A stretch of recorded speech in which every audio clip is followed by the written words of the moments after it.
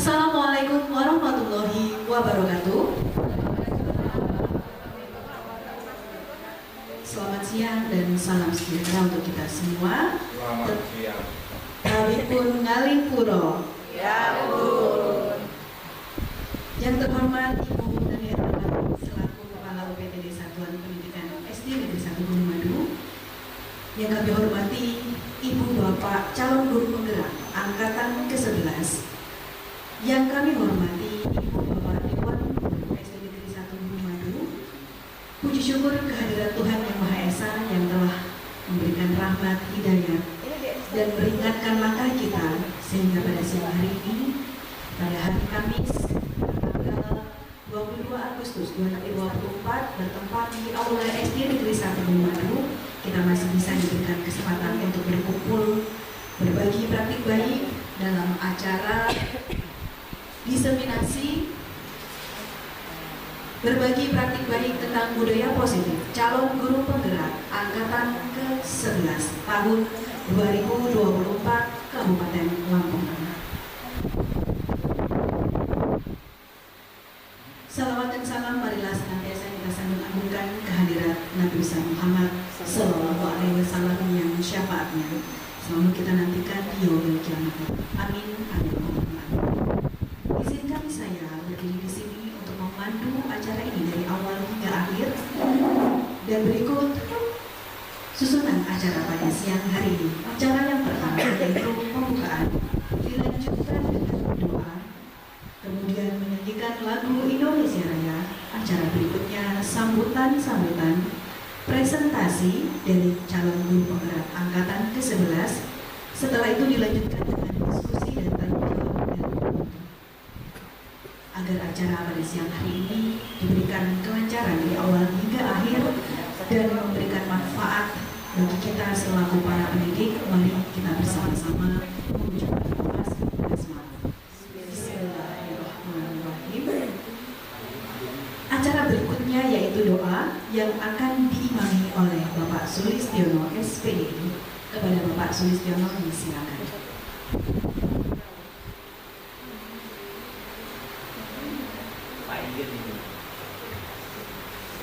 Assalamualaikum warahmatullahi wabarakatuh. A'udzu billahi minasyaitonir rajim. Bismillahirrahmanirrahim. Alhamdulillahi rabbil alamin. Hamdan syakirin, hamdan na'imin, hamdan yu'afi ni'amahu wa yukafi mazidah. Ya Rabbana lakal hamdu kama yanbaghi li jalali wajhika wa 'azimi sultanik. Ya Allah, Ya Rahman, Ya Allah, Ya Rahim. Pada siang ini kami akan melaksanakan yaitu acara berbagi praktik budaya positif. Mudah-mudahan acara ini berjalan dengan lancar ya Allah. Ya Allah, Ya Rahman, Ya Allah, Ya Rahim. Pada siang hari ini kami memohon perlindungan-Mu ya Allah. Berikanlah keikhlasan kepada hati kami ya Allah. Berilah kelapangan hati kami ya Allah untuk terus belajar agar kami berguna bagi bangsa, negara, dan bagi siswa-siswi kami ya Allah. Ya Allah, Ya Rahman, Ya Allah, Ya Rahim. Kami akan terus belajar ya Allah sehingga sampai akhir hayat pun kami akan tetap belajar agar untuk bermanfaat bagi agama, budaya, dan bangsa kami ya Allah. Ya Allah, Ya Rahman, Ya Allah, Ya Rahim. Ampunilah dosa-dosa kami ya Allah. Ampunilah dosa para pemimpin kami ya Allah. Ya Allah, pada siang hari ini kami berdoa di Aula SDN 1 Gunung Madu semata-mata mengharap ridho-Mu ya Allah. Ya Allah, Ya Rahman, Ya Allah, Ya Rahim. Berilah kami kelancaran, berilah kami kecerdasan untuk menimba ilmu ya Allah. Rabbana zalamna anfusana wa illam taghfir lana wa tarhamna lanakunanna minal khasirin. Rabbana atina fid dunya hasanah wa fil akhirati hasanah wa qina adzabannar. Wa sallallahu ala sayyidina Muhammadin nabiyil ummi wa ala alihi wa sahbihi wa barik wa sallam walhamdulillahi rabbil alamin.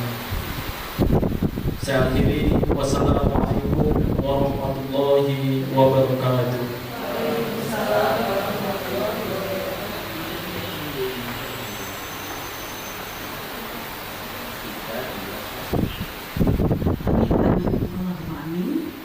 Berikutnya adalah menyanyikan lagu kebangsaan Indonesia Raya. Hadirin dimohon berdiri.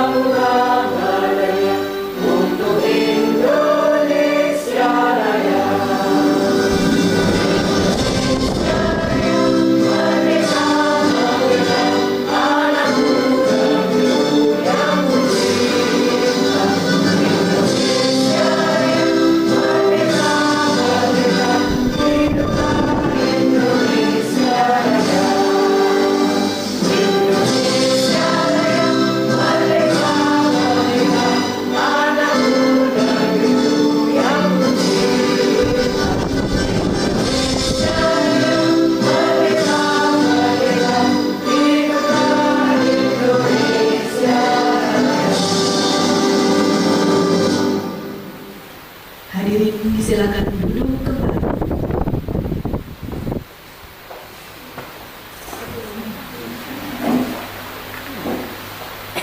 Menuju ke acara berikutnya, yaitu sambutan. Sambutan yang pertama akan disampaikan oleh Ibu Nadi Darmawati selaku Kepala UPTD 1 Pendidikan SD Negeri 1 Gunung Madu. Kepada Ibu Nadi disilakan.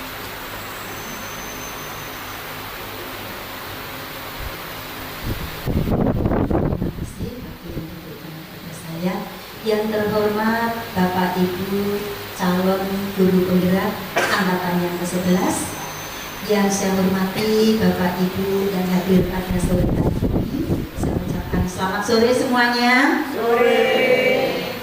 Puji syukur marilah kita panjatkan kehadirat Tuhan yang Maha Kuasa atas kasih dan ridhonya pada saat siang hari ini kita diperkenankan hadir di Aula SD Negeri 1 Gunung Madu dalam keadaan sehat walafiat dalam acara mengikuti berbagi praktek baik implementasi budaya positif sebagai langkah perwujudan karakter profil pelajar Pancasila oleh calon guru penggerak angkatan yang ke-11. Bapak Ibu yang saya hormati, pada siang hari ini merupakan hari yang berbahagia untuk kita karena di SD Negeri 1 Gunung Madu paling tidak sudah akan bertambah lagi untuk guru penggeraknya, yaitu di mana pada saat ini Bapak Sunarno, Bapak Ibnu Riko, lalu Ibu Inggit yang saat ini telah menempuh, masih menempuh untuk calon guru penggerak, masih dalam proses. Mudah-mudahan semuanya ini bisa berjalan dengan lancar, berjalan dengan baik, dan terlebih di dalam berbagi praktik baik pada siang hari ini, semuanya bisa kita ambil manfaatnya untuk memotivasi teman-teman yang kiranya saat ini belum mendapatkan kesempatan untuk mengikuti pendidikan di dalam calon guru penggerak atau CGP yang mungkin belum ada kesempatan. Mudah-mudahan dengan berbagi praktek baik budaya positif dari Bapak Ibu calon guru penggerak angkatan yang ke-11 ini bisa memotivasi teman-teman yang lainnya. Mudah-mudahan akan tergerak, nantinya bergerak dan menggerakkan. Terima kasih juga kepada teman-teman yang sudah lulus di dalam mengikuti CGP dulu, yaitu ada 4 ya Bapak Ibu ya, guru penggerak kita yang sudah lulus ini. Terima kasih sudah bisa menggerakkan antara lain 3 sahabat kita, rekan kerja kita yang saat ini telah ya berhasil untuk menempuh meski masih dalam proses. Mudah-mudahan seselesainya nanti Bapak Ibu yang CGP angkatan ke-11 ini akan menyusul untuk teman-teman angkatan yang ke-12, mungkin begitu ya. Untuk angkatan ke-12 mudah-mudahan bisa menggerakkan teman-teman yang lain, karena ini juga hasil menggerakkan ya, hasil dari menggerakkan dari guru penggerak yang terdahulu. Terima kasih kepada Bapak Ibu-ibu atau Bapak Ibu nih yang penggerak yang pertama. Ibu-ibu semua ya, waduh nih bapaknya mana nih, mudah-mudahan nyusul lagi ya, karena ini di sini sudah ada 2 bapak yang luar biasa ya. Mudah-mudahan di angkatan berikutnya ada Pak Kardi, ada Pak Bio. Oh, Pak Kardi sudah nggak bisa ya, karena Pak Kardi sebentar lagi sudah lulus ya di dalam menjadi bapak guru ya Pak ya. Mungkin yang lain ya, bapak-bapak yang lain mudah-mudahan masih ada kesempatan, mudah-mudahan bisa mengikuti jejak dari sahabat-sahabat kita, rekan-rekan kita untuk memajukan pendidikan melalui guru. Mungkin tidak banyak yang dapat saya sampaikan pada siang hari ini. Bapak Ibu sekali lagi selamat kepada Bu Inggit, Pak Ibnu Riko, Bapak Sunarno yang telah menjalani proses di dalam tertuju sebagai guru penggerak. Tetap semangat ya, mudah-mudahan sukses dan teman-teman kita juga termotivasi. Salam guru penggerak, tergerak, bergerak, menggerakkan. Tepuk tangan untuk kita semuanya. Terima kasih. Waktu saya selanjutnya saya kembalikan kepada Miss India.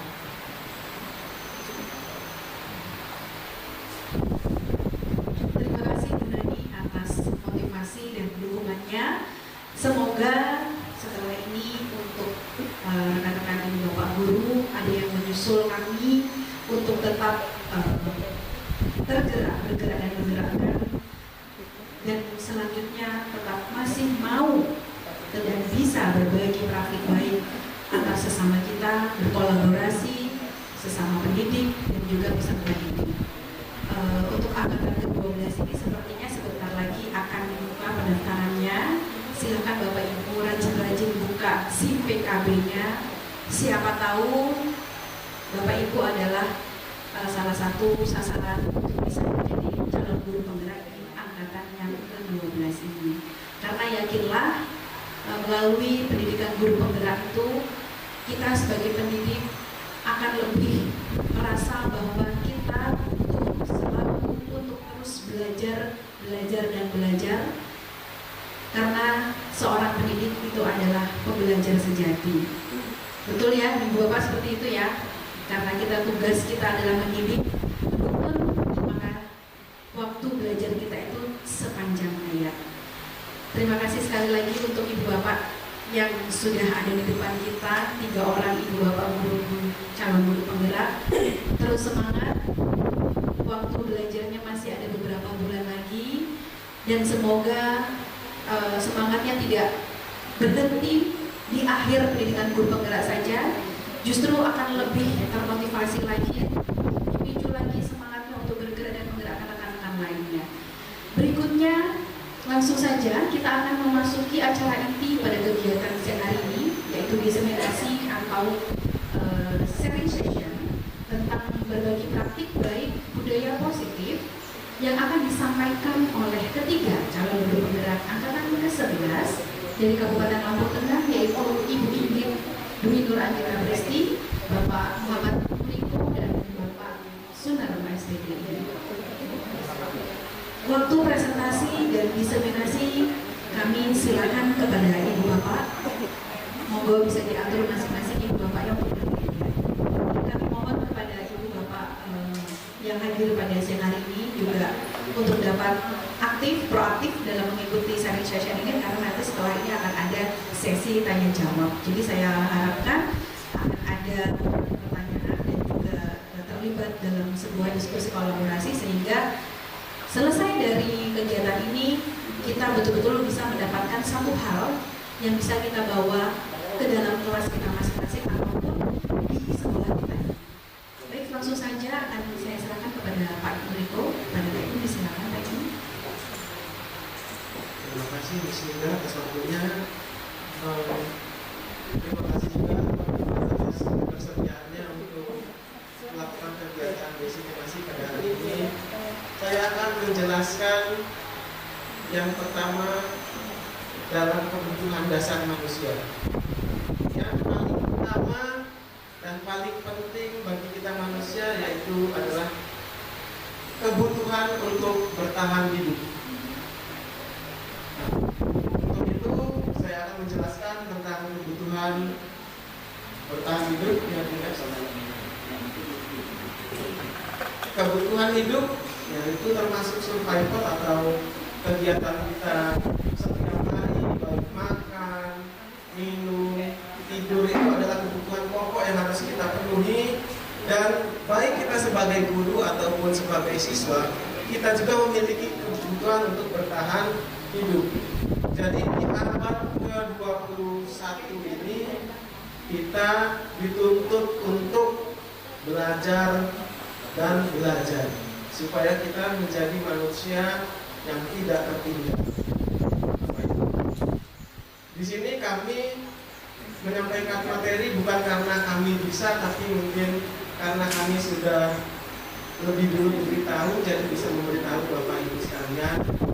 Jadi di sini kami pun masih belajar untuk bertahan hidup tersebut. Jadi kita perlu meningkatkan terus kompetensi diri kita agar anak didik yang kita didik ini nantinya akan menjadi manusia seperti itu.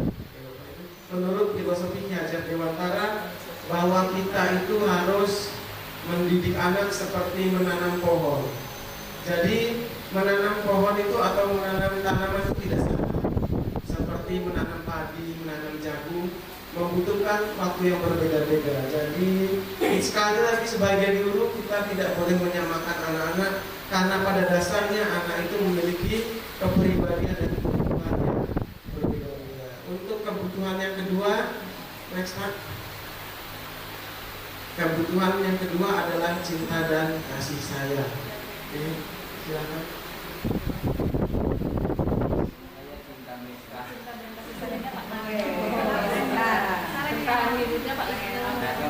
Baik, saya lanjutkan 5 kebutuhan manusia. Yang pertama, cinta dan kasih sayang. Setiap manusia memerlukan kasih sayang dan rasa terima dari orang-orang di sekitarnya. Pemenuhan akan kasih sayang dan rasa diterima sangat penting dalam perkembangan karakter seorang anak yang merasa dicintai dan diterima oleh orang-orang di sekitarnya, tumbuh sebagai pribadi yang percaya diri dan mempercayai empati. Jadi, Bapak Ibu, anak didik kita itu sebetulnya tingkahnya terkadang di kelas bermacam-macam. Ada yang buat ulah ini itu. Ternyata mereka itu butuh kasih sayang, butuh perhatian oleh Bapak Ibu gurunya. Kadang kita yang tidak tanggap karena tingkah mereka yang bermacam-macam. Selanjutnya, di sekolah kebutuhan kasih sayang dan rasa diterima dapat dipenuhi dengan menerapkan sistem AMONG. Dengan sistem ini, guru berperan sebagai pamong yang bertugas membimbing, mengayomi, dan mengarahkan peserta didik sesuai dengan kodratnya masing-masing. Next Pak. Sistem AMONG adalah sistem pembelajaran yang diperakasai oleh Ki Hajar Dewantara. Yang pertama yaitu ing ngarsa ing tulodo, di depan menjadi contoh yang atau teladan. Jadi seorang guru tentunya akan menjadi contoh untuk anak didiknya dalam hal apapun, dari kita berpakaian dan kita berperilaku, dalam kita berbicara tentunya akan dicontoh oleh anak didik kita. Yang kedua, ing matya mangun karsa di tengah memberikan semangat. Tentunya kita sebagai bapak ibu guru tidak bosan-bosan kita memberikan semangat support kepada anak-anak kita yang tentunya mereka itu mempunyai bakat dan minat yang berbeda-beda. Tergantung kitanya bisa memilih dan memilahnya. Ternyata anak ini mempunyai bakat si A, mempunyai bakat B dan C. Kalau kita tangani dengan benar, insya Allah akan membawa prestasi mereka lebih baik.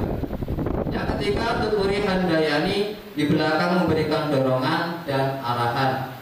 Tidak kurang-kurangnya, yang ketiga ini kita dorong, kita semangati hingga mereka menemukan cita-cita yang mereka ingin.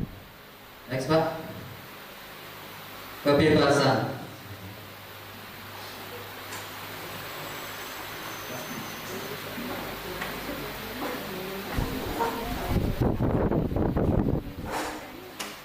Baik, terima kasih. Masih semangat Bapak Ibu? Biar nggak ngantuk, ini jam-jam rawan ya. Kita tepuk semangat dulu. Coba tepuk semangatnya agak beda dikit. Jadi nanti saya contohkan dulu. Misalkan saya mengatakan seperti ini. Tepuk semangat.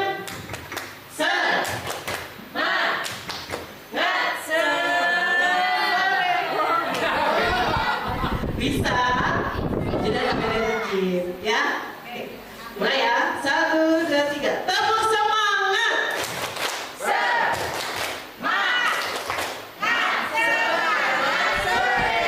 Ya. Oke, saya akan lanjutkan dari pemaparan selanjutnya. Tadi adalah tentang kebebasan. Kebebasan menurut William Glasser membedakan kebutuhan akan kebebasan menjadi dua kategori, yakni kebebasan dari rasa sakit dan kebebasan memilih. Kebebasan dari rasa sakit yaitu mencakup segala hal yang dapat membuat peserta didik menderita secara fisik maupun psikologis. Kebutuhan tadi setelah kebutuhan rasa cinta dan kasih sayang diterima, ini berikutnya adalah kebebasan.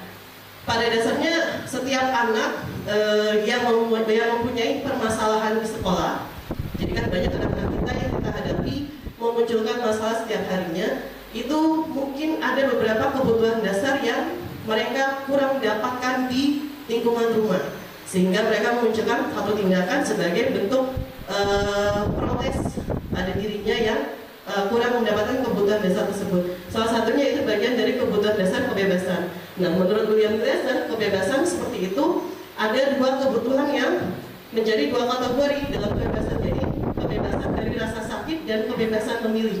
Mungkin di rumah mereka kurang diapresiasi dari pendapat yang mereka punya terhadap keluarganya, sehingga mereka memunculkan protes itu di dalam sekolah.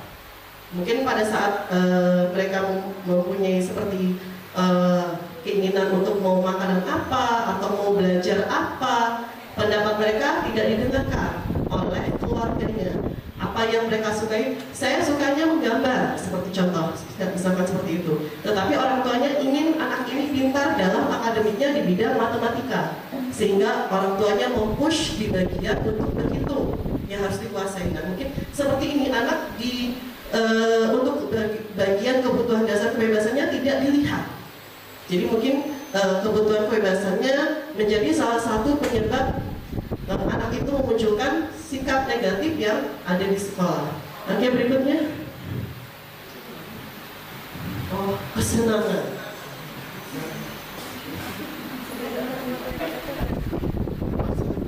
Ini yang saya senangkan ya. Kegiatan berkumpul, jadi kita semua itu harus atas dasar senang dulu, baru dapat melakukan sesuatu dengan sukacita. Contohnya anak-anak belajar. Anak belajar itu sebetulnya akan lebih cepat nyambung kalau dia sudah senang. Kalau dia main bola, ingatnya bisa 1 minggu dia menang itu. Tapi kalau mereka menghafal perkalian 1 jam, bahkan sudah lupa. Karena apa? Mungkin pembelajaran kita kurang menyenangkan, Bapak Ibu. Ya. Anak-anak disuruh hafalan, tiba-tiba suruh maju. Dia hafal, tapi karena tidak senang, tidak melekat di kepalanya. Ya.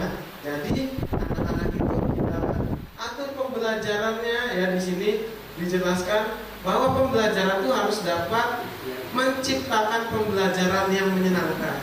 Bagaimana caranya? Ya banyak sekali dengan media-media yang menyenangkan seperti yang Bapak Ibu biasa buat ya, atau dengan kita berkumpul merencanakan pembelajaran berikutnya secara berkelompok. Bisa jadi besok kita belajarnya antar kelas, mungkin hafalannya mungkin dihilangkan menjadi permainan sehingga anak-anak itu menyenangkan. Terus setiap pelajaran-pelajaran yang harus membaca panjang mungkin bisa dibuat trik-trik bagaimana anak itu membaca tapi dengan hati yang gembira, atau berdua bersama temannya ya. Bagaimana kita mengatur supaya pembelajaran di kelas dari pagi hingga siang itu menyenangkan. Tadi ada contohnya dari Bu Inggit, tepuk-tepuk, ice breaking atau joget-joget sedikit ya. Jadi anak-anak gak ngantuk. Karena pada dasarnya kesenangan itu sangat penting untuk pembelajaran. Karena malah kita belum masuk udah melihat anak yang berantem itu kita coba, jangan, kita masuk dengan senang dulu ya. Kita tangani dengan senang dulu, tanyakan bagaimana ya, sehingga mood kita ketika mengajar juga terbentuk ya, moodnya happy ya Bapak Ibu. Oke, berikutnya next minute ya, ini ada materi berikutnya. Penguasaan. Nah, penguasaan ini baik dari anak-anak itu hadir ya, kita siapkan mereka dengan lagu Indonesia Raya. Sebetulnya di dalam lagu ini kita mengajak anak-anak itu supaya cinta Indonesia secara tidak langsung. Yang kedua, pasti kita meminta anak berdoa. Kalau berdoa ini sudah menjadi kebiasaan kita ya, budaya positif. Jadi semua kelas pasti berdoa dan menyanyikan lagu. Kadang ada yang Indonesia Raya tadi, ada yang mungkin besok depannya akan ada lagu daerah yang bisa divariasi lagi. Kita menguasai kelas bagaimana cita-cita kita itu dapat tercapai, cita-cita pembelajaran kita. Misalnya kita punya misi anak-anak ke depan, saya inginkan cinta budaya Lampung ya. Kita mungkin bisa menyisipkan di awal atau di akhir pembelajaran. Dan kita ingin anak itu supaya bisa mengerti kegunaan dari telinga. Nah, ini kemarin agak sulit memang menjelaskan tentang sesuatu yang tidak dapat dilihat ya.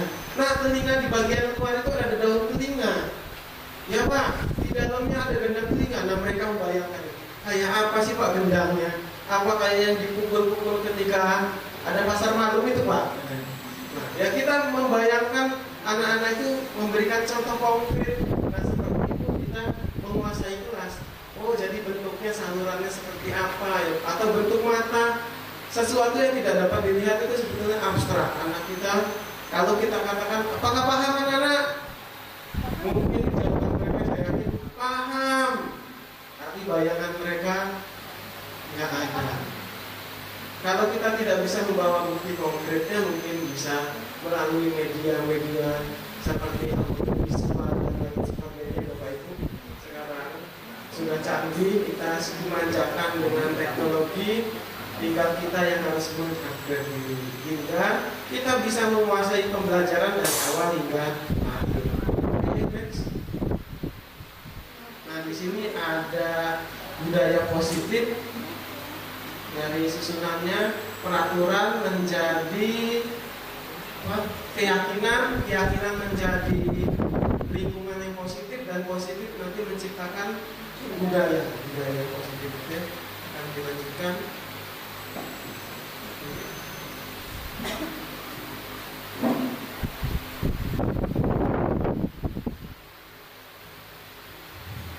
Ya.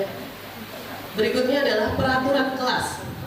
Peraturan kelas adalah seperangkat aturan dan pedoman yang ditetapkan oleh guru dan harus dipatuhi oleh seluruh siswa. Aturan-aturan ini dirancang untuk membantu guru dalam mengelola perilaku dan memastikan adanya lingkungan belajar yang positif di mana semua siswa merasa nyaman dan aman. peraturan kelas di sisi lain biasanya dibuat oleh guru tanpa melibatkan siswa. Ya, benar sekali. Jadi memang seperti kita kemarin di awal pembelajaran di tahun ajaran baru, pasti mungkin setiap kelas, setiap wali kelas sudah menetapkan tentang peraturan kelas. Peraturan kelas ini belum tidak sama seperti keyakinan kelas, karena kalau peraturan kelas itu masih biasanya guru yang menentukan apa saja peraturan kelas yang harus ditaati dan dipatuhi oleh siswa-siswinya di dalam kelas tersebut. Dan biasanya nantinya peraturan kelas ini akan dijadikan keyakinan kelas. Maka dari peraturan kelas ini biasanya yang membedakan dengan keyakinan kelas bukannya sama, biasanya sering orang masih berpikir peraturan kelas dengan keyakinan kelas itu terlihat mirip atau sama. Padahal tidak. Peraturan kelas ini masih satu yang membuat bukan antara kesepakatan guru dengan murid berbeda dengan keyakinan kelas. Kemudian peraturan kelas sendiri biasanya masih dalam pembuatannya katanya kata-kata yang terkandung di dalam peraturan kelas ini masih kata-kata yang bersifat aturan, seperti misal tidak boleh mencontek, seperti itu. Nantinya di keyakinan kelas itu nanti akan berubah karena kata-katanya tidak bisa seperti itu. Jadi kalau di dalam peraturan kelas bisa memang kata-katanya masih berupa peraturan yang seperti tidak boleh mencontek, tidak boleh ribut, tidak boleh jalan-jalan, seperti itu. Nantinya kemudian akan berubah dan dibuat lebih sesuai dengan kondisi kelas dan disetujui dan dibuat bersama dengan siswa-siswi antara guru dengan murid dan disepakati bersama dalam kelas tersebut. Berikutnya, keyakinan kelas. Keyakinan kelas. Nah, ini tadi yang saya katakan peraturan kelas berbeda dengan keyakinan kelas. Kalau mungkin selama ini kita buat keyakinan kelas, tetapi masih mungkin ada kata-kata mungkin yang jangan membuang sampah sembarangan. Kalau di dalam keyakinan kelas ini, keyakinan kelas itu adalah kesepakatan yang dibuat bersama antara guru dan siswa untuk menciptakan lingkungan belajar yang positif dan produktif di dalam kelas. Keyakinan kelas untuk mendorong siswa untuk berperilaku baik secara intrinsik, bukan karena takut akan hukuman. Biasanya keyakinan kelas ini telah dibuat sesuai dengan kesepakatan antara wali kelas dan juga murid di dalam satu kelas tersebut. Dari peraturan yang sudah ada, mungkin guru sudah atau wali kelas sudah menentukan apa-apa saja peraturan kelas yang harus ditaati dalam kelas tersebut. Misalkan ada 5 peraturan kelas, tidak boleh datang terlambat. Mungkin nanti di keyakinan kelasnya ditanyakan kepada siswa, kira-kira kalau kita buat peraturan kelas, ada peraturan kelas tidak boleh datang terlambat. Kira-kira seperti apa keyakinan kelas yang tepat? Datanglah tepat waktu. Jadi kita ubah kalimatnya menjadi lebih positif. Yang tadinya tidak boleh datang terlambat, maka kata tidak kita buang, kemudian kita jadikan kalimat yang lebih positif menjadi datanglah tepat waktu, seperti itu. Dan ya, yang lain sebagainya. Ada kata jangan, misalkan jangan membuang sampah sembarangan. Ada peraturan seperti itu. Maka kata jangannya kita buang, kita gantikan menjadi apa?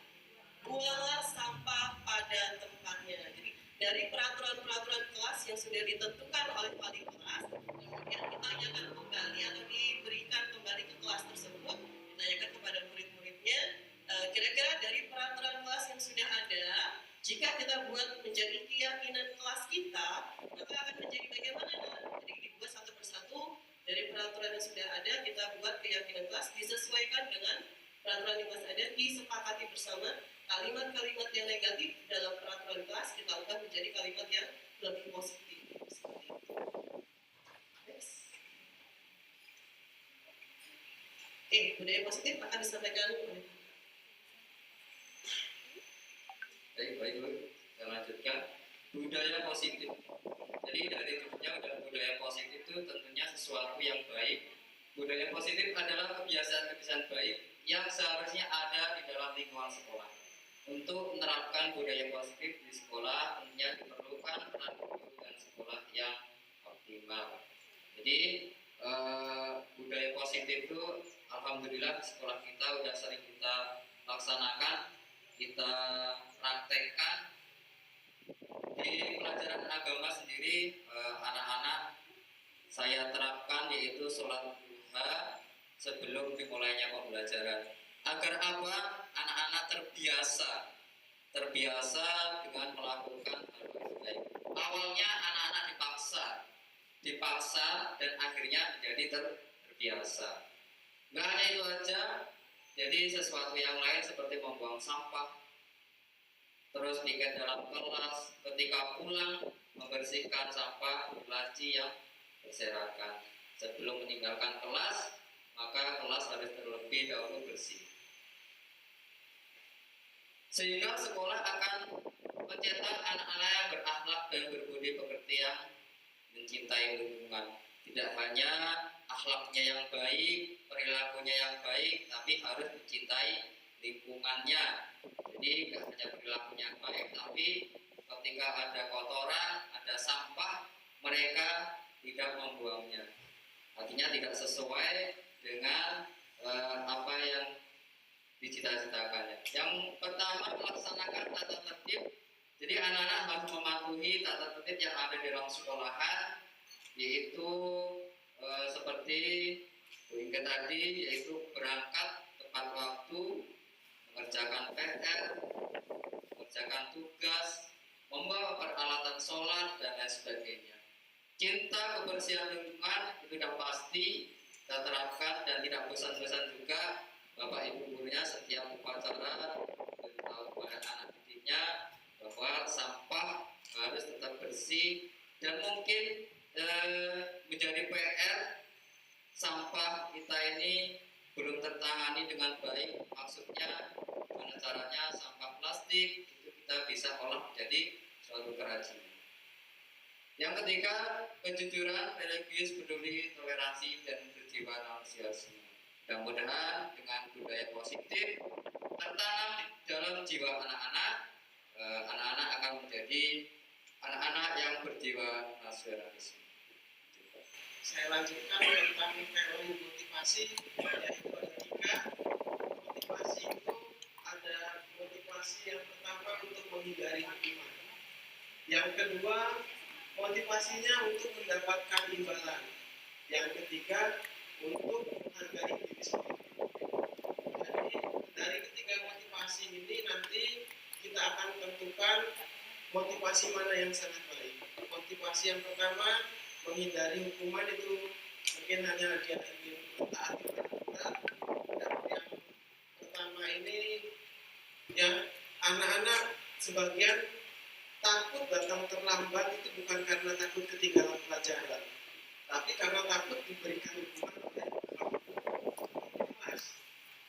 Tugas kita ke depan adalah merubah mindset anak yang dari takut datang terlambat itu takut dihukum menjadi sadar diri, dan mereka akan datang tepat waktu untuk mendapatkan sekolahan. Jadi perubahan pola pikir ini yang harus kita terapkan kepada anak-anak dengan cara memberikan pengertian. Nah, jika kamu terlambat, maka kamu akan ketinggalan doa.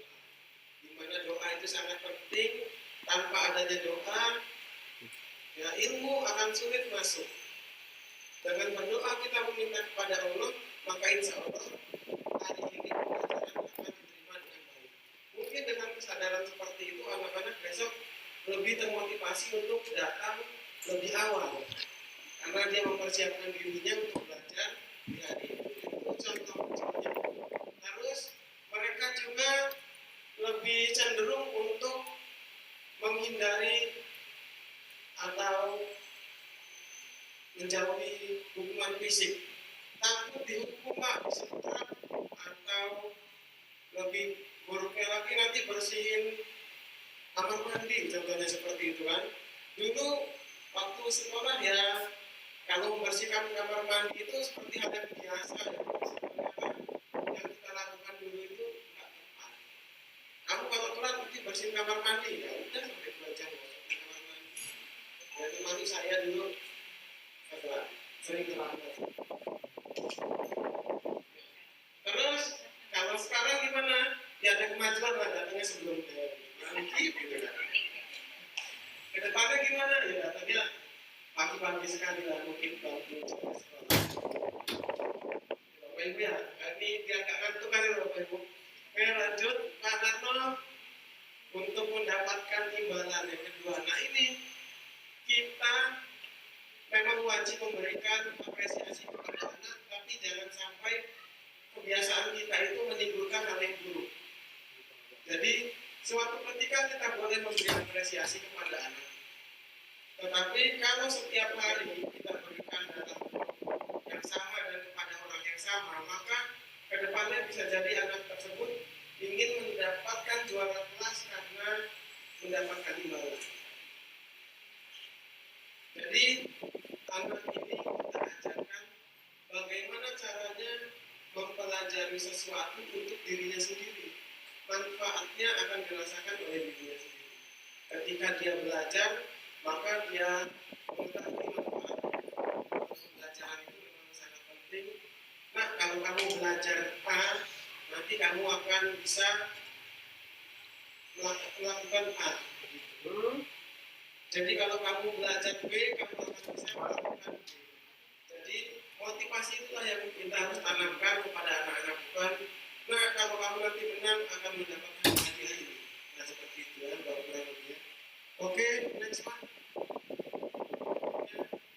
Tentang menjadi orang yang menginginkan kesadaran untuk dirinya sendiri. Ya, jadi saya lanjutkan. Ini adalah motivasi yang ketiga, ingin dan menghargai diri sendiri. Jadi ketika kita sudah memberikan suatu pelajaran kepada anak, baik secara lisan ataupun tulisan, yang kita harapkan adalah anak-anak itu dapat menghargai diri sendiri. Jadi ketika saya belajar, saya ingin menjadi anak yang pintar. Ketika saya melakukan kebersihan, saya ingin menjadi pribadi yang bersih. Ketika saya datang terlambat, saya ingin menjadi anak yang disiplin. Jadi ketika saya buang sampah pada tempatnya, bukan karena takut dimarahi oleh guru yang galak atau guru yang melotot itu enggak. Dengan kesadaran itu anak-anak saya yakin buang sampahnya tidak ada lagi yang salah tempat, baik organik atau organik. Yang penting kita menyediakan juga tempat yang cukup. Karena sekolah kita cukup besar, saya yakin sampahnya banyak dan kita juga sudah berhasil mengatasinya. Budaya positif di sekolah kita itu sudah sangat baik. Jadi di sini kita cukup menguatkan kembali saja dan mengingatkan. Oke, berikutnya Pak. 5 posisi kontrol kita sebagai guru akan dijelaskan oleh ini. Baik, untuk 5 posisi kontrol seorang guru, di sini mungkin Bapak Ibu sudah pernah mendapatkan dari penjelasan yang sebelumnya, jadi saya hanya menambahkan saja dan sekaligus mengulang kembali supaya tetap terreview, tetap ingat begitu saja ya. Untuk 5 posisi kontrol, ada 5 posisi kontrol yang biasanya sering atau mungkin pernah kita lakukan di dalam kelas saat menghadapi permasalahan yang muncul dari murid-murid kita. Yang pertama adalah posisi penghukum. Kemudian yang kedua, posisi membuat orang merasa bersalah. Posisi yang ketiga adalah posisi sebagai teman. Yang keempat ini adalah posisi sebagai pemantau, dan yang terakhir adalah posisi sebagai manajer. Untuk yang pertama, next. Untuk posisi kontrol yang pertama sebagai penghukum. Mungkin Bapak Ibu, saya sendiri juga mungkin pernah, bahkan murid saya sampai kalau mungkin melihat saya aja, mungkin ada yang berantem, biarin, nanti ya teman sama mungkin yang malah dikubur, sampai mungkin itu terngiang. Jadi ya saya mungkin hanya ya terusin saja. Jadi mungkin kata-kata sudah sampai mereka mengingat sendiri hanya melihat saya seperti itu. Jadi saya juga pernah melakukan posisi kontrol sebagai penghukum. Sampai mungkin anak-anak saya mengingat seperti itu ya Pak. Ya.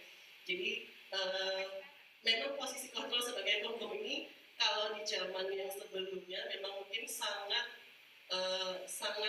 efektif mungkin untuk mengendalikan tingkah laku murid-murid kita, tetapi ternyata semua itu kurang tepat. Setelah saya mengikuti pendidikan guru penggerak ini ternyata posisi kontrol sebagai penghukum itu belum tepat untuk digunakan jika kita menghadapi permasalahan yang muncul dari murid-murid kita. Posisi kontrol sebagai penghukum ini bisa sebagai contoh misalkan, awas kamu ya, jika tidak mengerjakan PR. Jadi memang seperti ada ancaman. Guru tersebut memberikan ancaman. Begitu juga dengan yang saya lakukan waktu dulu. Kemudian ada posisi kontrol, contohnya seperti menghakimi, menunjuk, membentak, dan bermacam tinggal. Kemudian bentuk hukuman verbal dan fisik, jadi tidak hanya posisi kontrol tidak hanya sebagai kata-kata saja, mungkin yang berupa posisi kontrol untuk yang memberikan hukuman fisik, kamu nggak kerjakan lari 10 kali lapangan, nah, itu juga termasuk penghukum, Bapak Ibu.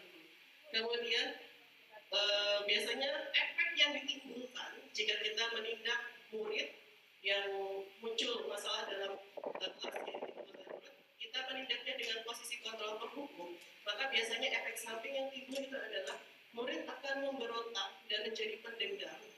Mungkin memang tidak bisa melawan atau tidak bisa menunjukkan pada saat itu, karena mungkin mereka juga mungkin tahu kalau posisi kita sebagai guru, mereka hanya murid, tidak mampu, tapi mungkin di luar itu mereka di dalam hati akan rasa sakit hati dan juga mendendam kepada kita. Kemudian tidak akan menyukai gurunya atau pelajaran yang diaku, pasti menjadi satu blacklist mungkin dalam hati mereka sendiri. Oh, pelajaran ini, bu gurunya ini galak, jadi saya nggak mau. Bahkan mungkin ada anak kita yang mungkin akan bertemu dengan pelajaran tertentu sampai tidak masuk hanya karena dia tidak ingin bertemu dengan guru tersebut. Okay. Next. Berikutnya adalah posisi membuat merasa bersalah. Ini biasanya yang di bawah dari posisi kontrol penghukum, lebih lembut tetapi agak nyelkit seperti itu mungkin ya Bu ya.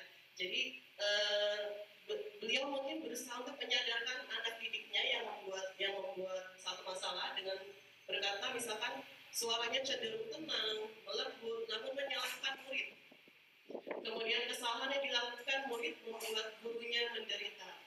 Nah ini biasanya kita memposisikan anak tersebut seolah kita ini dengan ulah atau tindakannya kita ini merasa tersakiti, kita ini merasa menderita dengan sikap dan tindakan yang diperbuat murid kita. Jadi kita membuat murid kita merasa bersalah dari tindakan yang sudah dilakukannya. Efek samping yang biasanya terbentuk murid kita jika kita menggunakan posisi kontrol sebagai pembuat merasa bersalah, yaitu murid akan merasa bersalah, maka identitasnya akan gagal di situ, karena dia akan merasa menyalahkan dirinya terus-menerus. Oh, berarti saya ini gara-gara saya ya, berarti saya selama ini nggak berguna ya, mungkin seperti itu efek samping yang akan ditimbulkan. Kemudian murid akan menjadi rendah diri dan menarik diri dari lingkungan. Itu efek negatifnya yang ditimbulkan dari posisi kontrol membuat merasa bersalah. Kita akan merasa lebih minder karena merasa, oh saya tidak ada manfaatnya di kelas ini. Oh karena saya, guru saya jadi disalahkan. Mungkin seperti itu. Berikutnya. Posisi teman. Ini posisi biasanya yang sering atau posisi yang biasanya kadang dilakukan oleh guru-guru yang kelas besar, karena memang kalau untuk guru kelas kecil mungkin agak susah untuk memposisikan sebagai posisi teman. Tapi biasanya guru kelas besar mungkin pernah melakukan seperti ini. Jadi untuk posisi teman itu biasanya guru akan bersikap ramah dan bersedia gurau, sehingga murid akan merasa senang, aman, dan akrab dengan guru tersebut. Namun tetap ada jarak. Identitasnya berhasil, tetapi dorongannya masih dorongan eksternal, belum dorongan yang internal, belum dari dalam diri murid tersebut. Jadi untuk posisi teman ini biasanya guru memposisikan sebagai teman segaya dari murid tersebut. Jadi misalkan anak terlambat atau anak tidak mengerjakan tugas, kok kamu nggak mengerjakan tugas? Kenapa nggak dikerjakan tugasnya? Nantilah Bu, gampang bisa dikerjain nanti. Ayolah dikerjakan. Nanti kalau sudah dikerjakan baru bisa ngobrol kembali. Ibu ini kayak nggak pernah muda aja. Nah, mungkin seperti itu. Kemudian efek samping yang akan ditimbulkan, murid bergantung pada satu orang, kemudian murid menjadi tidak mandiri, dan murid akan berperilaku baik hanya pada orang tertentu. Efek samping dari posisi teman yang ditimbulkan, murid hanya akan bergantung pada satu orang. Dia hanya akan bersikap baik mungkin hanya dengan guru yang menganggapnya sebagai teman. Dengan guru lain mungkin tidak. Seperti itu. Kemudian efek yang ditimbulkan karena dianggapnya sebagai teman, jadi rasa hormat yang diberikan ya tidak ada. Meskipun tetap guru tersebut menjaga jarak, tapi murid akan menganggapnya hanya sebagai teman, bukan guru. Yang dimana guru dianggapnya sebagai seseorang yang bijaksana, kemudian harus dihormati, itu semua hilang karena guru tersebut memposisikan dirinya sebagai murid seperti itu. Dan identitasnya memang berhasil, identitas yang dimunculkan dari murid tersebut berhasil, tetapi dorongan motivasi yang timbul adalah dorongan eksternal, bukan dorongan internal yang muncul dari dalam murid tersebut. Jadi itulah efek negatif yang ditimbulkan. Berikutnya, Pak. Oke, berikutnya adalah posisi pemantau atau monitor. Ini hampir sedikit serupa dengan posisi teman. Untuk posisi kontrol, posisi pemantau atau monitor, guru bersuara datar, jadi hampir seperti posisi teman, menggunakan data untuk mengontrol, identitasnya berhasil, mengarahkan murid berdasarkan konsekuensi. Seperti misalkan, ada seorang murid yang terlambat, kemudian dia datang, kemudian menemui guru. Kemudian guru tersebut menindaknya dengan menggunakan data. Bu, maaf, saya datang terlambat. Sudah berapa kali kamu datang terlambat? Baru sekarang. Kemarin sudah terlambat. Jadi kamu sudah 3 kali datang terlambat. Jadi biasanya kalau untuk posisi kontrol sebagai pemantau atau monitor, guru tersebut mengacu pada data yang dimilikinya tentang anak yang membuat kesalahan. Tidak mengerjakan PR, Bu, saya lupa membawa PR. Sudah berapa kali kamu tidak membawa PR? Baru sekarang, Bu. Enggak, minggu kemarin sudah 3 kali. Jadi ada data yang dimiliki oleh guru dalam menindak murid jika dia memposisikan dirinya sebagai pemantau.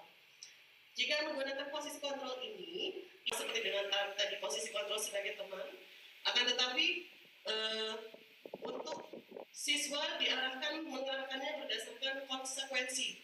Jika sudah tahu untuk kesalahannya dengan menggunakan data tadi, biasanya gurunya akan mengarahkan kepada konsekuensi. Kamu sudah tahu, kamu sudah 3 kali tidak mengerjakan PR, berarti apa kira-kira konsekuensi yang harus kamu terima? Iya, Bu, saya harus membuat perjanjian 1 buku halaman penuh, mungkin seperti itu. Jadi itu posisi kontrol sebagai pemantau. Efek yang ditimbulkan biasanya murid akan menghitung konsekuensinya dan hadiah tanpa memahami nilai kebajikan yang dituju. Tidak sepenuhnya mandiri. Jadi murid akan menghitung. Misalkan, kalau kamu tidak membawa buku cetak akan sebanyak 3 kali, maka harus berdiri di depan kelas. Dia akan menghitung, saya sudah nggak bawa buku cetak berapa kali, akan dihitungnya. Kemudian efek sampingnya pasti akan diingat. Kalau tidak membawa buku cetak, berarti saya harus berdiri di depan. Begitu juga sebaliknya. Kalau saya mendapatkan nilai 100 pada ujian apa-apa, nanti saya akan dapat uang 5.000 dari bu guru. Itu akan diperhitungkan, akan diingat oleh dia. Jadi tidak akan membuat siswa tersebut menjadi mandiri, bukan tumbuh berdasarkan motivasi dari dalam dirinya. Seperti itu. Next, Pak. Yang terakhir adalah posisi manajer. Posisi manajer, guru bersuara netral, kemudian terus mengajukan pertanyaan bermakna untuk membuka pikiran murid. Ini posisi kontrol yang memang layak kita terapkan jika kita menemukan permasalahan pada siswa, tapi memang tidak langsung mudah seperti itu. Saya pun sendiri sedang berusaha setiap menemui permasalahan yang ada yang muncul dalam kelas saya berusaha untuk menerapkan posisi kontrol sebagai manajer, meskipun itu agak susah gitu ya. Jadi guru bersuara netral ketika kita menghadapi permasalahan yang muncul dari murid yang sudah mereka perbuat. Kita harus tetap mengontrol emosi yang muncul dalam diri kita. Jadi kita tetap harus bersuara netral, kemudian mengajukan pertanyaan yang bermakna dengan menggunakan segitiga restitusi dalam mengupayakan solusi yang untuk ditemukan dalam permasalahan tersebut. Kemudian Ada suara kipas di sini. untuk membuka pikiran murid, kita menggunakan pertanyaan bermakna untuk dengan tujuan membuka pikiran murid menyadari apa kesalahan yang sudah mereka perbuat, seperti itu. Kemudian untuk membimbing murid untuk memecahkan masalahnya sendiri. Nantinya setelah kita memberikan pertanyaan bermakna, yang pertama dengan memberikan validasi identitas diri mereka, kemudian setelah itu memvalidasi tindakan apa yang salah yang sudah diperbuat oleh murid-murid kita. Terakhir baru kita memberikan kesepakatan supaya mereka bisa menentukan solusi yang mereka dapat atau solusi yang bisa mereka pecahkan dari permasalahan yang mereka timbulkan. Jadi mereka melakukan kesalahan, mereka sendiri yang menemukan solusinya. Seperti itu. Efek yang muncul jika penerapan posisi manajer ini diterapkan, murid akan menjadi mandiri, kemudian percaya diri dan dapat memecahkan masalahnya sendiri. Dan motivasi yang muncul adalah motivasi intrinsik, yaitu motivasi yang muncul dari dalam diri murid tersebut sendiri. Dengan melakukan atau menerapkan posisi manajer, maka murid kita akan lebih mandiri. Kita hanya mengarahkan. Memang tugasnya guru hanyalah menuntun saja. Selebihnya biarkan murid itu yang berproses. Jadi kita hanya menuntun murid-murid kita untuk dapat menyadari. Yang pertama setelah kita memvalidasi identitas mereka dulu, kemudian kita buat mereka menyadari apa kesalahan yang sudah saya buat, apa permasalahan yang saya timbulkan. Setelah mereka sadar dengan kesalahan yang mereka buat, baru kita arahkan kembali supaya mereka bisa menemukan solusi dengan menanyakan keyakinan kelas atau kesepakatan kelas. Kesepakatan kelas apa yang sudah dibuat di kelas dan mereka belum menunjukkan kesepakatan kelas tersebut. Gitu. Berikutnya Pak.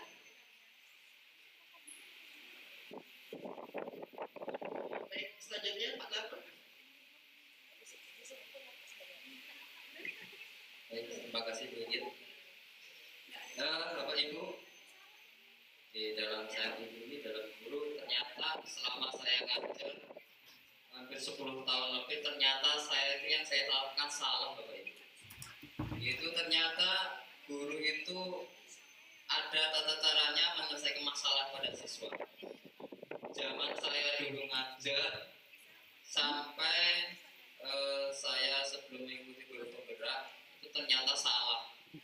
Dulu waktu anak berbuat salah, hukumannya pasti dilatih teman-teman, suruh nulis di kertas sampai berlembar-lembar. Jadi ternyata yang saya lakukan selama ini salah. Ketika saya sekarang sedang mengikuti pembelajaran guru, dan ternyata ada cara guru itu menyelesaikan masalahnya.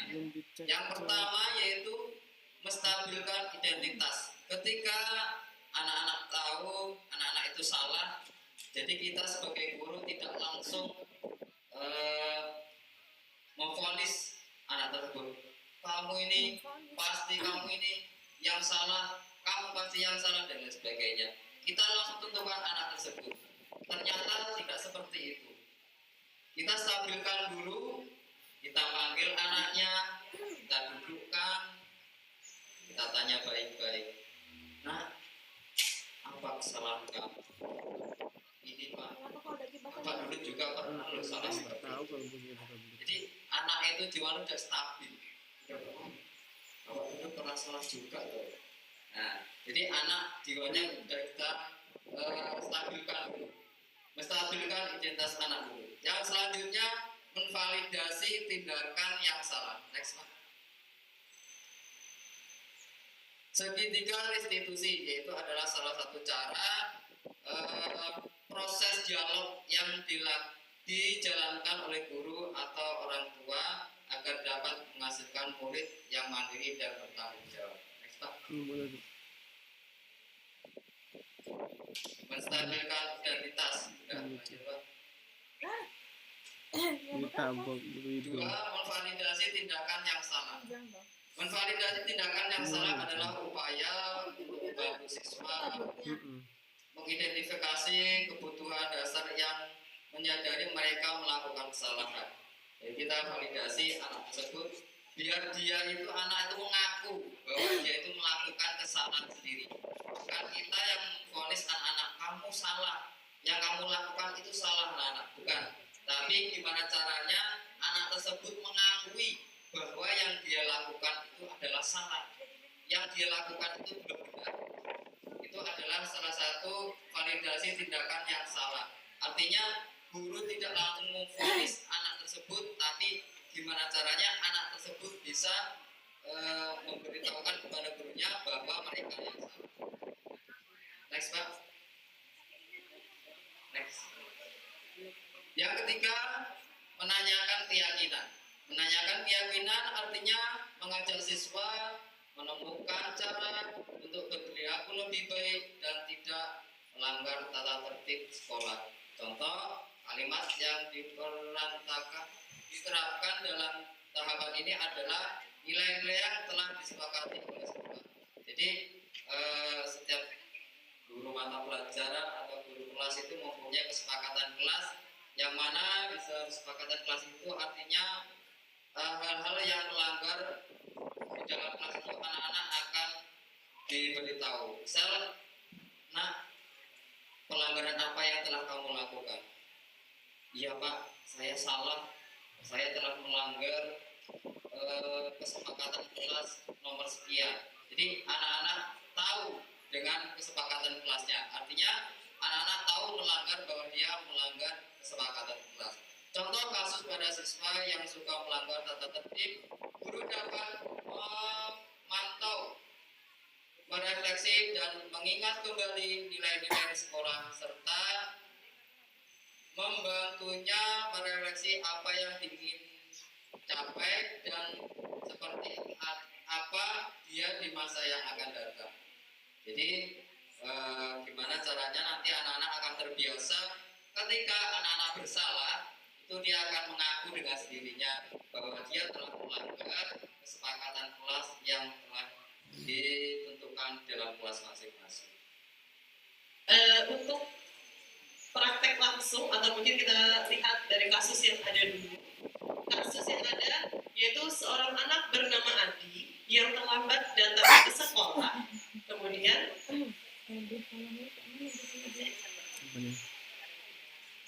Ibu Dani pada saat itu sedang menjelaskan pelajaran bahasa Inggris di papan tulis, namun beliau memperhatikan bahwa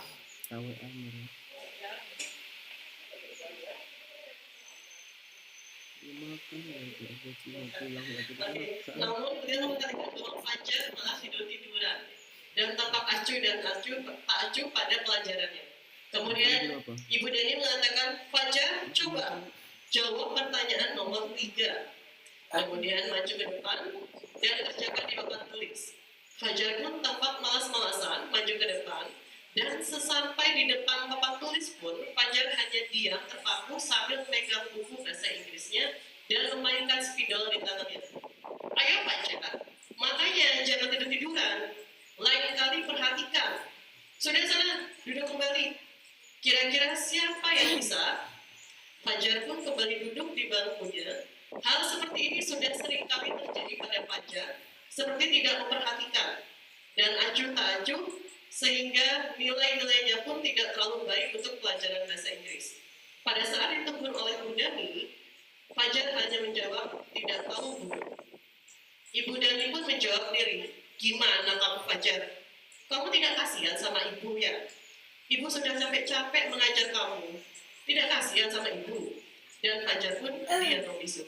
Kira-kira posisi kontrol apa yang diterapkan oleh Ibu Dani dalam kasus Fajar ini? Adakah Bapak Ibu yang kira-kira bisa menebak? Membuat rasa bersalah. Membuat rasa bersalah. Ada lagi mungkin yang berbeda?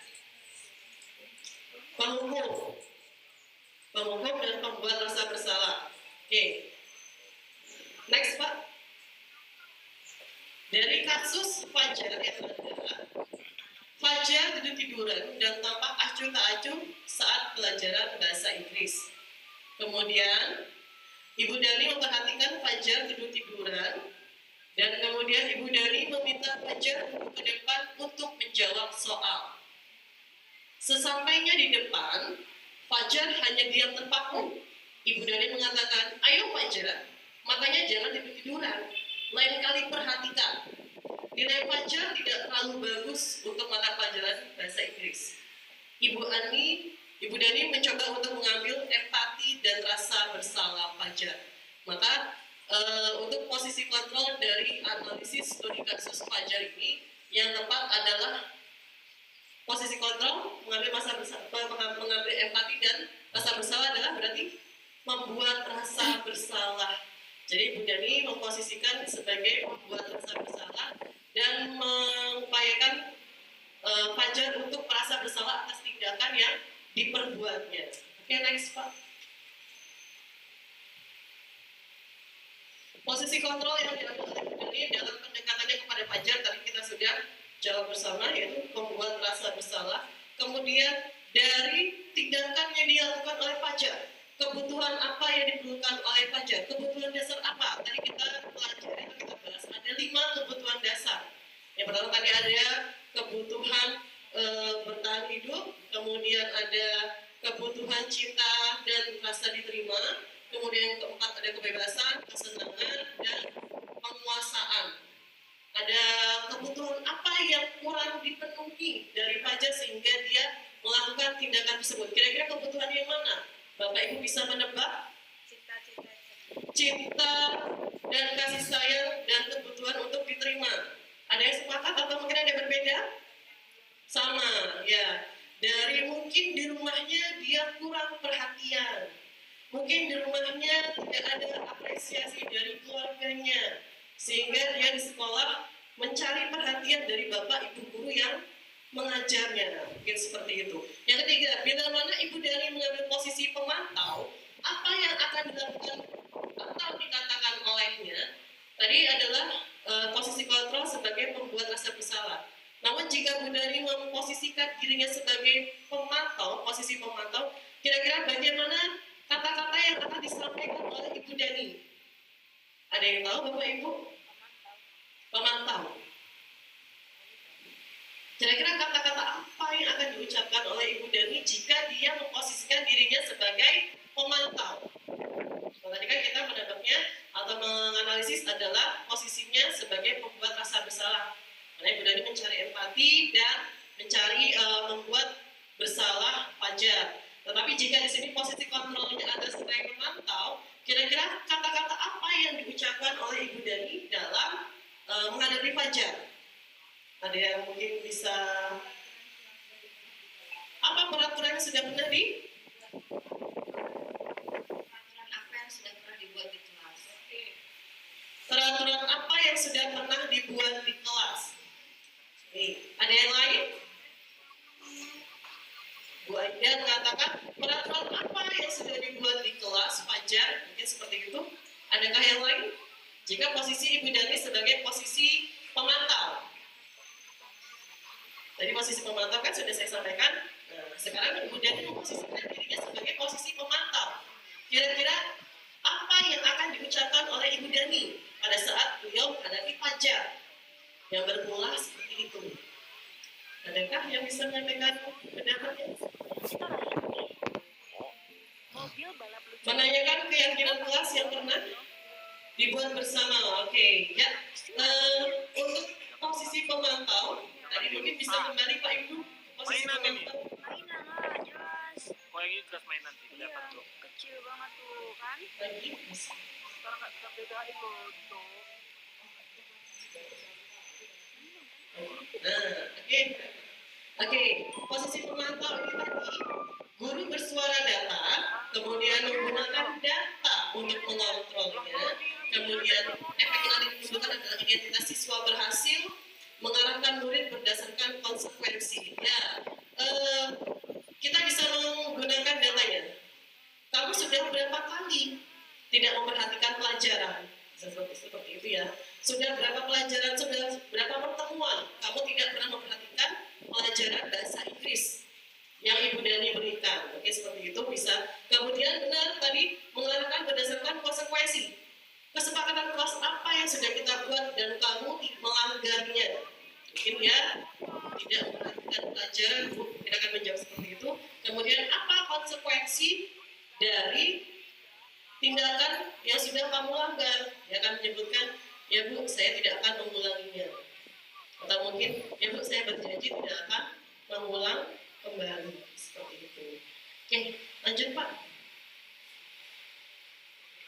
Ke bagian tadi, kasus.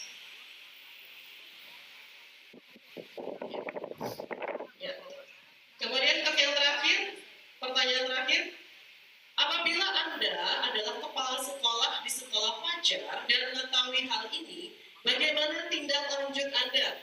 Misalkan kita sebagai ibu Dani, seperti itu. Nah, kemudian ada laporan dari wali kelas tentang tindakan pelajar yang seperti ini. Kira-kira apa tindakan kita sebagai kepala sekolah? Apa yang akan kita lakukan sebagai kepala sekolah jika menemukan atau mendapat aduan dari wali kelas tentang siswanya yang berperilaku seperti ini? Ada yang bisa menyampaikan pendapatnya, Bapak Ibu? Silakan. Pak Dong? Oke. Biar agak lihat-lihat gitu.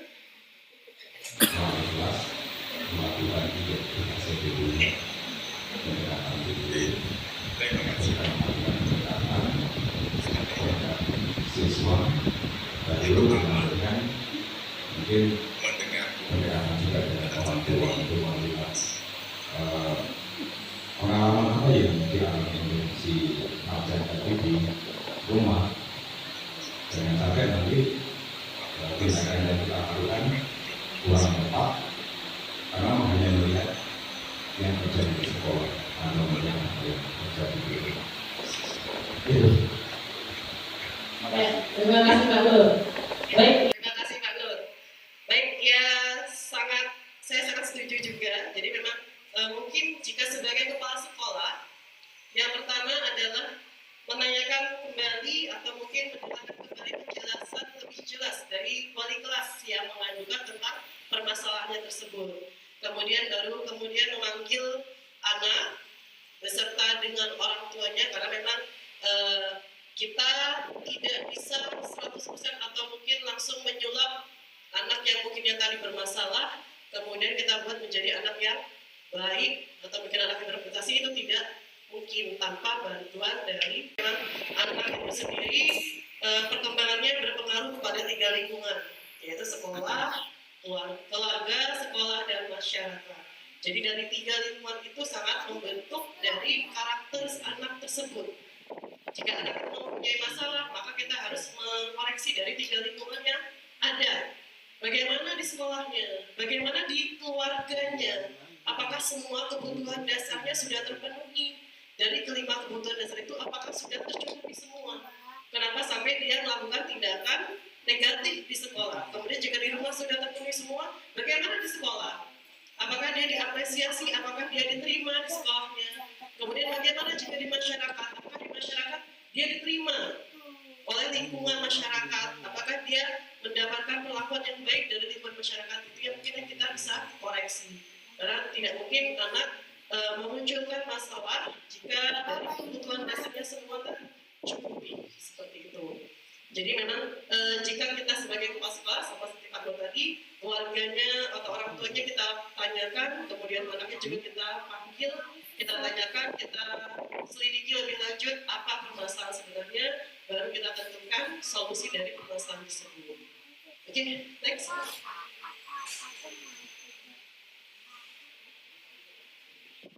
Oke, baik. Sekian dari kami untuk hasil dari presentasi yang mungkin bisa kami berikan. Satu hal mungkin yang bisa saya tambahkan, untuk keseluruhan dari penjelasan kami, dari segi 3 diskusi, kemudian dari teori motivasi, kemudian kebutuhan dasar manusia, dan juga 5 posisi kontrol yang ada, semua itu jika kita terapkan dengan tepat, maka kita bisa menangani segala permasalahan yang ada pada siswa-siswi kita. Terkecuali segitiga restitusi ini tidak bisa kita terapkan pada siswa kita yang memiliki kebutuhan khusus atau dengan kata lain ABK. Karena segitiga restitusi ini bisa diterapkan hanya untuk siswa yang melanggar peraturan atau melanggar kesepakatan sekolah atau kelas yang sudah dibuat, bukan dengan siswa yang memiliki kebutuhan khusus. Karena kalau siswa yang memiliki kebutuhan khusus itu dia bukan melanggar, tapi memang dia butuh untuk penanganan dari seorang ahli profesional atau mungkin psikolog. Seperti itu. Sekian, itu saja yang bisa kami sampaikan, kurang lebihnya. Kita menyilakan Ibu Bapak jika ingin bertanya atau mungkin akan menyampaikan beberapa pendapat atau opini terkait dengan pastinya peningkatan untuk pendidikan di sekolah kita. Jadi Ibu Bapak biar enggak ngantuk ya, karena siang sudah mulai ini wayang-wayangnya atau waktunya memang istirahat. Oke, Bu Mutiara, boleh. Terima kasih Bu Sida. Selamat sore Bapak Ibu CDP. Jangan ada. Boleh berdiri Bu. Terima kasih untuk pemaparan materi yang sudah sangat luar biasa dari Bapak Ibu CDP Angkatan 11 dari SD 1 Gunung Madu. Saya ingin bertanya sekaligus sharing. Bapak Ibu, tentu kita sudah pernah melewati fase sebagai murid dan sekarang kita sedang menjalani fase sebagai guru. Kalau saya flashback, dulu saya itu belajar, guru saya itu tak pernah lepas dari penggaris dan rota. Kita tidak hafal perkalian aja, wow, ya kan ya? Sampai habis. Yes. Sampai pada saat saya dulu waktu SD saya masih ingat betul, undang-undang itu sampai hafal, menteri-menteri itu sampai hafal, bahkan sampai pejabat yang di Lampung dari camat, dari semua itu sampai hafal. Dengan metode guru yang dulu, yang pasti jauh dari kesenangan, jauh dari kasih sayang, jauh dari kebebasan seperti itu. Nah, kita sekarang bandingkan pada saat kita sebagai guru, kita melihat anak didik kita yang sekarang, anak didik kita jujur, kalau untuk tepuk-tepuk pintar, untuk nyanyi-nyanyi oke, es breaking apapun yes, gitu kan. Pada saat dilakukan itu oke, mereka akan senang pada saat itu. Tapi ternyata program yang dihasilkan itu sangat jauh berbeda dengan pada saat kita dahulu. Nah, yang ingin saya tanyakan dari Bapak Ibu CDP Angkatan 11, menurut sudut pandang sebagai siswa dan sudut pandang sebagai seorang guru, dengan tidak melihat kebaikan atau keburukan kurikulum yang berlaku, menurut Bapak Ibu, apakah metode di zaman dahulu itu masih efektif untuk dilakukan? Kemudian yang kedua, pertanyaannya, apabila sistem yang sekarang ini terus berlanjut, artinya pembelajaran itu harus senang, guru harus bisa menjadi seorang teman. Kira-kira produk pendidikan kita 5 tahun ke depan itu imajiner Bapak Ibu seperti apa? Jadi itu bisa menjadi refleksi bagi kita semua juga sebagai guru. Apakah efektif dengan cara kita yang senang-senang main-main, tapi hasil yang dihasilkan anak-anak itu kurang maksimal? Atau bisa kita menerapkan metode di zaman dahulu dengan artian lebih diktator ya, lebih ke arah militer kalau orang zaman dahulu bilang. Seperti itu masih bisa diterapkan atau kita memang harus mengikuti tapi dengan hasil yang seperti itu. Terima kasih Bapak Ibu, mohon bisa sharing supaya kita juga bisa berkembang. Artinya pola pikir kita berkembang. Bukan hanya guru yang mengikuti zaman harus begini, tapi kita tidak memperhatikan produk yang kita hasilkan. Terima kasih. Wassalamualaikum warahmatullahi wabarakatuh. Baik, terima kasih Bu Mutiara. Mungkin kita kasih tepuk tangan dulu ya untuk dua pertanyaan dari Bu Mutiara. Tadi langsung dua sekaligus. Berikutnya berarti tinggal satu pertanyaan lagi dari Ibu Bapak yang mungkin bisa disampaikan. Ada lagi mau bertanya Ibu Bapak? Oke, Bu Aida, boleh silakan Bu Aida berdiri. Terima kasih atas waktunya Ms. Linda. Terima kasih Bapak Ibu CGP Angkatan 11, Pak Ibnu, Pak Narno dan Bu Inggit atas materinya luar biasa. Ini di sini saya mau sedikit sharing ya mengenai budaya positif yang sudah dilakukan di sekolah kita. Dengan adanya perkembangan zaman dan ilmu pengetahuan juga teknologi itu ada plus minusnya.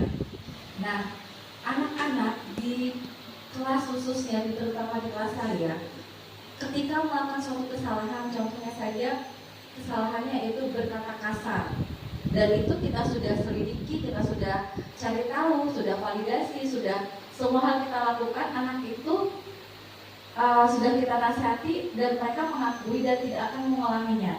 Tetapi dengan seringnya mereka.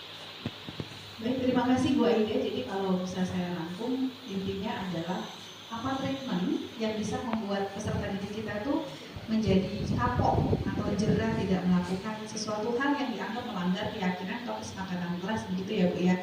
Nah, karena sudah ada 3, saya serahkan kepada Ibu Bapak CGP untuk menjawab. Yang pertama dari Ibu Mutiara dan yang kedua juga ya, dan yang ketiga dari Ibu Aida. Silakan Ibu Bapak yang mau menjawab. Oke. Baik, terima kasih. Sebenarnya saya mau menjawab dari senior jadi saya jadi agak gimana gitu ya.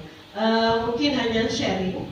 Jadi untuk saya sendiri sama yang saya rasakan seperti Bu Mutiara. Saya pribadi sendiri mungkin kalau tidak dengan kekerasan pada saat dulu saya kecil dengan didikan ayah saya, mungkin sampai sekarang pun saya tidak akan hafal perkalian. Karena untuk orang tua saya sendiri, ayah saya pada saat menghafalkan perkalian itu menggunakan kemoceng. Jadi perkalian 1 sampai 10 sampai dengan 100 itu berurutan. Padahal mendengarkannya mungkin ayah saya juga sambil terkantuk-kantuk Bapak Ibu. Tapi tetap saja kupingnya tetap terpasang. Jadi kalau saya salah langsung terpukul betis saya ini.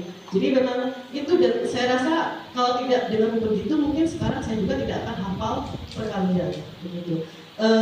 Untuk pertanyaan pertama dari Bu Mutiara disampaikan, apakah efektif cara yang digunakan untuk pendidikan yang sekarang dengan menggunakan cara diktator atau militer? Saya pribadi, sesi pertama akan kami buka 3 pertanyaan, dan pertanyaan akan dikumpulkan terlebih dahulu, baru setelah itu akan dijawab oleh Ibu Bapak calon guru penggerak. Baik, untuk sesi pertama saya akan buka untuk pertanyaan yang pertama, atau mungkin ada sesuatu hal yang ingin disampaikan juga silakan. Dari yang sebelah kanan mungkin ibu-ibu, Bu Asna, Bu Tanjung, Bu Muti.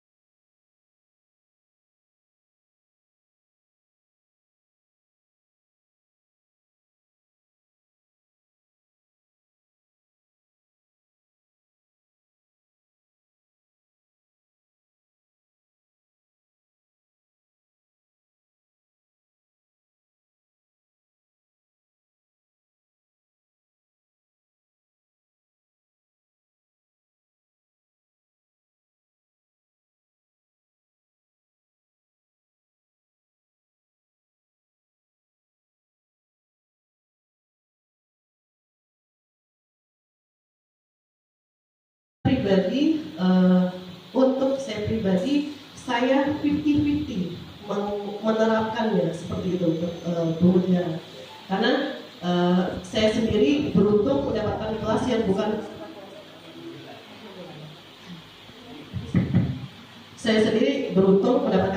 bukan kelas favorit, sehingga muridnya randomnya banyak tingkah yang mungkin lebih mengejutkan.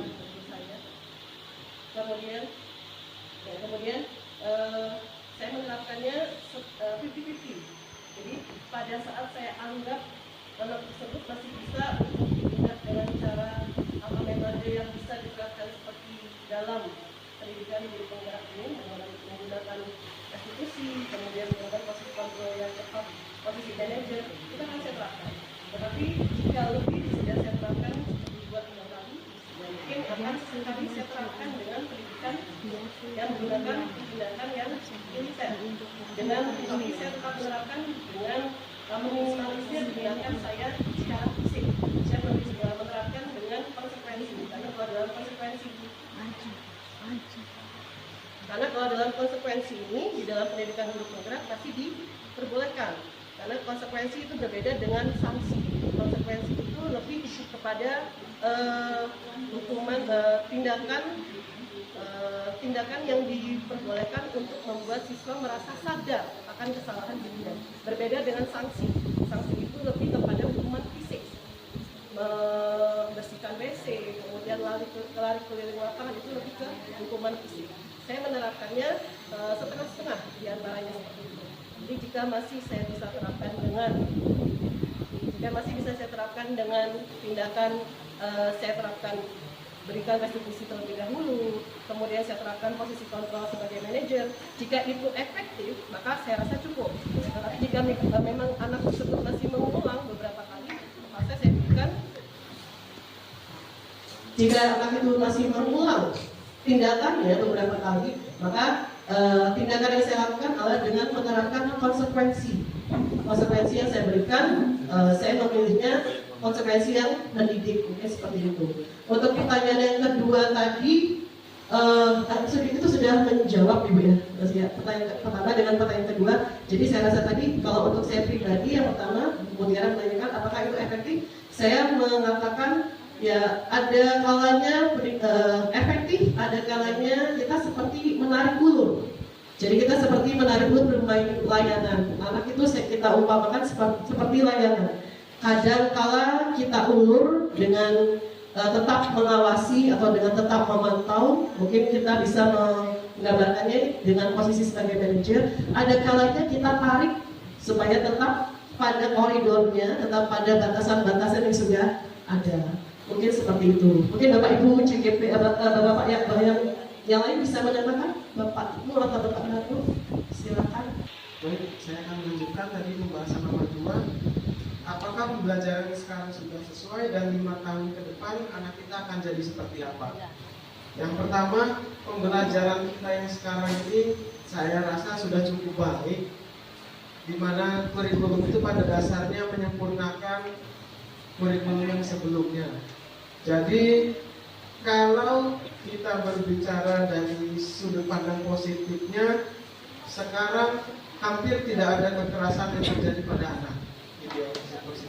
Terus 5 tahun ke depan kita juga akan merencanakan generasi yang pertama, generasi yang berkarakter utamanya.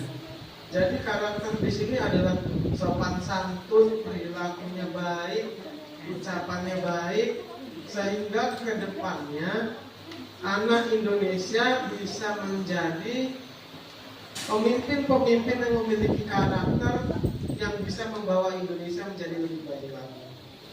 Terus satu lagi tambahannya, kita dapat melakukan ini dengan 5 posisi kontrol tadi, yaitu terutama sebagai manajer yang bisa menguasai kelasnya ya. Tadi Bu Aida sempat bertanya juga, anaknya nggak jerah-jerah ya Bu ya. Karena ketika kita sudah menggunakan segitiga restitusi tadi belum berhasil, maka kita punya langkah kedua, yaitu konsekuensi.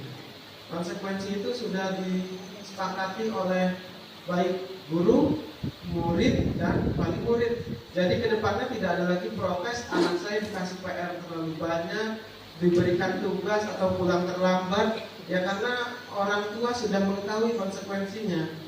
Jadi ya Bu Aida ya, anak saya ternyata males nulis, konsekuensi misalnya pulangnya nanti terlambat, orang tuanya sudah memaklumi. Oh, anak saya pulang terlambat berarti tadi nggak nulis. Tidak ada lagi kita sebagai guru disalahkan gitu. Jadi untuk segitiga restitusi tadi sudah baik. Kalau nggak berhasil kita kembali ke konsekuensi dan kesepakatan kelas. Untuk Bu Mutiara gimana Bu Mutiara pendapatnya? Jadi kalau ada teman yang ingin menanggapi masih dipersilahkan. Waktunya sudah lewat 11 Pak Naro menanggapi. Baik, terima kasih Pak Ibu. Saya menanggapi pertanyaan yang ketiga, yaitu Bu Aida tentang ketika melakukan kesalahan seperti berkata kasar ya anak-anak itu ya. Jadi sebetulnya anak-anak tersebut itu mencari alasan aja biar mendapat perhatian dari gurunya sebetulnya. Jadi yang pengalaman saya itu anak kita panggil ya, kita dudukkan, kita bicarakan, apa sih nak alasan kamu? Kok kamu bicara seperti itu? Terus selain kata-kata seperti itu, ada nggak kata-kata yang lebih baik lagi? Ada apa? Nah, daripada kamu berkata kasar, sama-samanya berkata, lebih baik kamu mengucapkan sesuatu yang baik. Selain enak didengar, juga mendapatkan pahala. Insya Allah anak kalau diberi penjelasan kita baik-baik, insya Allah anak juga tahu. Terima kasih Bu.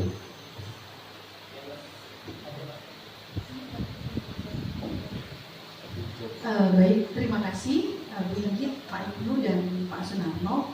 Ibu Bapak CGP cukup untuk sesi tanya jawab. Apakah sudah cukup Pak Ibnu, Pak Naro dan Bu Inggit? Bu Nani mungkin ada yang mau disampaikan? Oh cukup. Baik Ibu Bapak, karena sudah tersampaikan semua materi dari yang sudah dipelajari sejauh ini, mulai dari modul 11 sampai 14 oleh Ibu Bapak CGP Angkatan ke-11 kita. Mudah-mudahan pertemuan hari ini betul-betul membawa manfaat bagi kita, dan kita diharapkan untuk bisa terus tergerak, bergerak, dan menggerakkan. Dan sekali lagi, kita adalah seorang penuntun. Kita bukan